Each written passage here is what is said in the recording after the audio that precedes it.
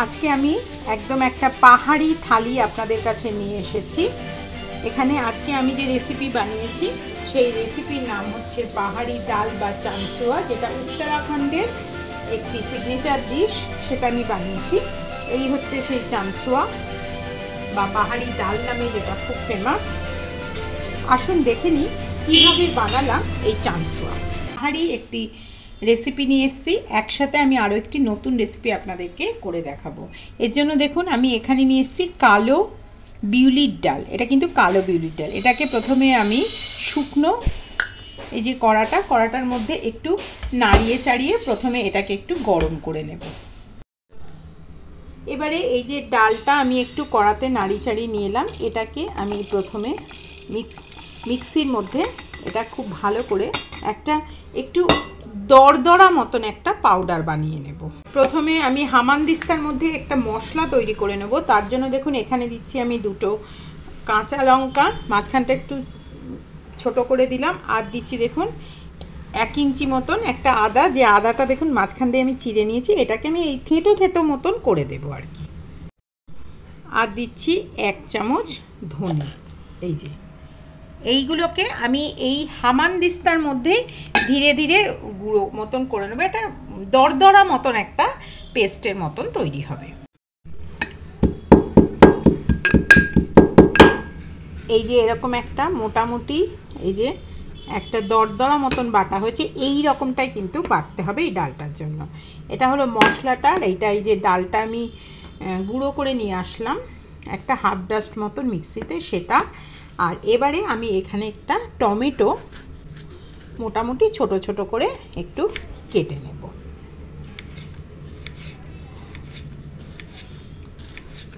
নমস্কার, আমি পারমিতা, আপনারা দেখছেন পারমিতার পাক। এই রান্নাটা সম্পূর্ণ সাদা তেলেই হবে, সেই কারণে আমি এখানে দিয়ে দিচ্ছি। এই তেলটাও কিন্তু অত্যন্ত কম লাগে। এখানে অ্যারাউন্ড আমি 1.5 স্পুন মতন সাদা তেল দিলাম। এবারে এটার মধ্যে আমি দিয়ে দেব গোটা জিরে, একটু হিং। এবারে আমি এর মধ্যে মিশাচ্ছি একটু কালো সর্ষে, দিয়ে দিচ্ছি কয়েক টুকরো রসুন। এই রসুনটা আপনারা যদি মনে করেন মশলার সাথে বেটে দেবেন দিতে পারেন, কিন্তু আমি এইভাবে দিচ্ছি কারণ পাহাড়িরা সাধারণত এইভাবে রসুনটা তেলের উপর দিয়ে গন্ধটা অনেক বেশি প্রমিনেন্ট আনে, এতে অ্যারোমাটা অনেক বেশি ভালো হয়। এবারে যে মশলাটা বানিয়ে রাখলাম সেই মশলাটা আমি এর মধ্যে দিয়ে দিচ্ছি। এই মশলাটা কিন্তু মিক্সিতে বাটবেন না, তাহলে এর এই যে একটা স্বাদ সেটা কিন্তু পাওয়া যাবে না। আর দিচ্ছি টমেটো, অল্প একটু টমেটো দিলে কিন্তু এটা হয়ে যাবে। মোটামুটি এটা একটু যখন ভাজা হবে এর মধ্যে আমি এই যে ডালের যে গুঁড়োটা নিয়ে এলাম সেই ডালের গুঁড়োটা দিয়ে দিচ্ছি। এটা কিন্তু সাদা বিউলির ডালে কিন্তু সেই পাহাড়ি রান্নার স্বাদটা পাওয়া যাবে না, যে রান্নার স্বাদটা এই কালো বিউলির ডালে পাওয়া যাবে। এরকম প্রত্যেকটি পারফেক্ট রান্নার ছোট ছোট টিপস ও ট্রিক্স পেতে আপনারা আমার চ্যানেল পারমিতার পাকঘরকে সাবস্ক্রাইব করে রাখুন, তার সাথে সাথে বেল আইকনটা বাজিয়ে রাখুন, কেননা যখনই আমি নতুন রেসিপি দেব আপনাদের কাছে পৌঁছে যাবে আমার চ্যানেলের ইনস্ট্যান্ট নোটিফিকেশান। এবারে আমি এর মধ্যে দিচ্ছি হলুদ গুঁড়ো, দিচ্ছি সামান্য একটু লঙ্কার গুঁড়ো, দিয়ে দেবো এর মধ্যে 1 চামচ আটা। এই আটাটা কিন্তু বাইন্ডিং এজেন্টের কাজ করবে, সেই কারণে আর দিয়ে দিচ্ছি পরিমাণ মতন লবণ। আমি এখানে অ্যারাউন্ড 1 স্পুন মতন লবণ দিলাম ছোট ছোট করে, আপনারা আপনাদের স্বাদ মতন লবণ দেবেন। এবারে এটা কিছু না, যেহেতু এখানে 1 কাপ আমি ডাল দিয়েছি সেই জন্য এখানে আমি অ্যারাউন্ড 4 কাপ জল দেব। এই জলটাই কিন্তু দিতে হবে। পাহাড়ি রান্নাতে ওরা সাধারণত একটা বড় তরকারি বানায় যেটার উপরে ওরা খেয়ে থাকে, তো সেজন্য ওরা একটু লিকুইড বানায় খাবারটা, সেই কারণে এইটার একদম পারফেক্ট কনসিস্টেন্সিতে, এবং ডালটা যেহেতু অলরেডি বাটা আছে ডালে জলটাও টানবে, সেই কারণে এটাকে এই রকমই ডালের জলটা দিতে হবে। দেওয়ার পরে এটাকে আমি ঢাকা দিয়ে অ্যারাউন্ড ভালো করে সেদ্ধ করে নেব, অ্যারাউন্ড 15 থেকে 20 মিনিট। এবারে আমি আরেকটা রেসিপি আজকে আপনাদের কাছে নিয়ে এসেছি। এইটা হচ্ছে টমেটো শাক। দেখুন এই যে টমেটো ধরে ধরে রয়েছে। এই টমেটো শাকটাকে আজকে আমি একটা টমেটো শাকের একটা বড়া করে আপনাদেরকে দেখাবো। সেটা একেবারেই অন্য রকমের একটা বড়া এবং সেটা একেবারে নতুন ধরনের স্বাদ দেবে। যেহেতু আজকে আমি পাহাড়ি ডাল বানাচ্ছি সেজন্য একটি পাহাড়ি শাকও আমি আপনাদের কাছে নিয়ে এসেছি। আমি অনুরোধ করব আমার সমস্ত বন্ধুরা এই রেসিপিটা এবং পাহাড়ি ডালের রেসিপিটা আপনারা বাড়িতে বানাবেন। পাহাড়ি ডাল এবং এটা কিন্তু অত্যন্ত একটি সুস্বাদু খাবার। এটা দিয়ে আরও আলু বেগুন ইত্যাদি দিয়েও একটা সুন্দর তরকারি করা যায়, সেটা অন্য কোনো দিন আমি আপনাদেরকে অবশ্যই দেখাবো। তবে আজকে আমি দেখাবো টমেটো শাকের বড়া কিভাবে বানাই। তার জন্য দেখুন আমি এখানে কিছুটা টমেটো শাক নিলাম। শাকটা খুব বেশি পরিমাণে কিন্তু ভালো লাগবে দিলে ভালো লাগবে না, সেই জন্য খুব কম পরিমাণে। এবং এটাকে একদম ছোট্ট ছোট্ট করে যতটা পারবেন মিহি করে কুচিয়ে নেবেন। এরপরে এই যে আমি এটা দেখুন খুব ভালো করে শাকটাকে আমি ধুয়ে নিয়ে এসেছি। এর মধ্যে আমি দিয়ে দেব সামান্য একটু আদা এবং রসুনের পেস্ট, একটু লঙ্কা বাটা। লঙ্কা বাটাটা একটু বেশি দিতে হবে কারণ এটা একটা একটু ঝাল ঝাল মতন হবে। এরপরে আমি দিয়ে দিচ্ছি এর মধ্যে পরিমাণ মতন লবণ,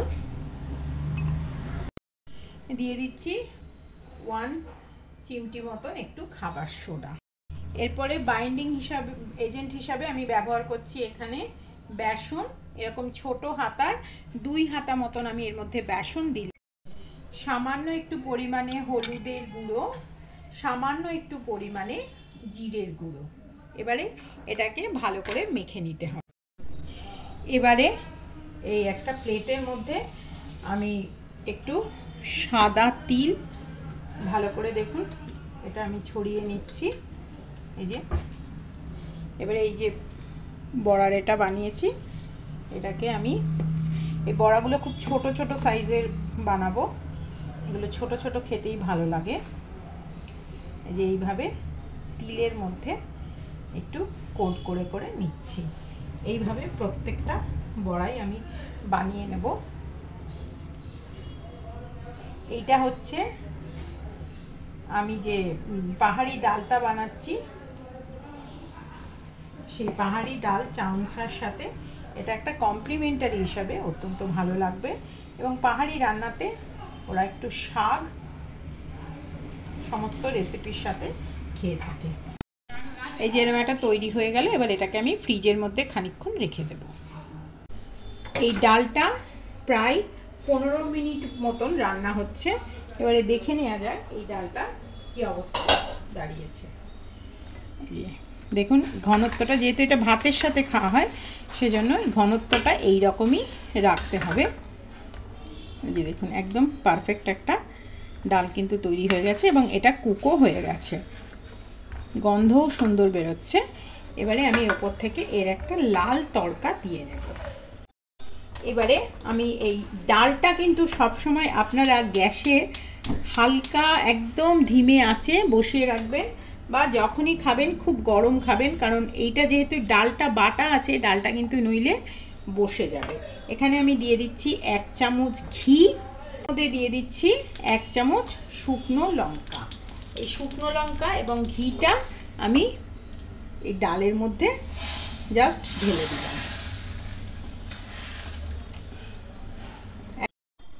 একদম তৈরি হয়ে গেছে পাহাড়ি ডাল বা চানসুয়া। দেখতে পাচ্ছেন কি অপূর্ব সুন্দর হয়েছে। এবারে আমি ওই বড়াগুলো বানিয়ে নেব। এই ভাজাটা যে বানাবো বড়া তো সাধারণত সাদা তেলেই হয়, আমি সাদা তেলেই বানাচ্ছি। তবে কেউ যদি সর্ষের তেলে বানাতে চান বানাতেই পারেন। খেতে যে খুব বেশি স্বাদের পরিবর্তন হবে তা কিন্তু নয়। তেলটা একটু মাঝারি গরম হলে দিতে হবে। তার কারণ হচ্ছে এটাকে যদি খুব গরমে দিয়ে দেন না আপনারা, তাহলে কি হবে, এই যে তিলগুলো আছে না, তিলগুলো ফটফট করে ফাটতে শুরু করবে। সেই কারণে একদম একটু হালকা গরম হলেই এগুলো দিয়ে দেবেন এবং এগুলো নিজে নিজে আস্তে আস্তে আস্তে আস্তে হবে। হয়ে গেলে এক পাশটা হয়ে গেলে আরেক পাশটা। এটা প্লেটিং করে নিচ্ছি। এখানে আমি অলরেডি ভাত এবং ডাল, যেটা পাহাড়ি ডাল বা চানসুয়া বানালাম সেটা দিয়েছি। আর দিচ্ছি এর সাথে যে আমি টমেটো শাকের যে বড়াটা বানালাম সেইটা। দেখুন একটা অসম্ভব সুন্দর একটা প্লেট, পাহাড়ি প্লেট তৈরি হয়ে গেছে। আশা করি আজকে আমার এই একটি অভিনব প্রয়াস আপনাদের ভালো লেগেছে। যদি ভালো লেগে থাকে তাহলে অবশ্যই আপনারা আমার চ্যানেলটিকে সাবস্ক্রাইব করে আমার সাথে থাকবেন। তাহলে আজকের মতন এখানেই বিদায়। আগামীতে আমি ফিরবো আবার একটি নতুন রেসিপির সাথে।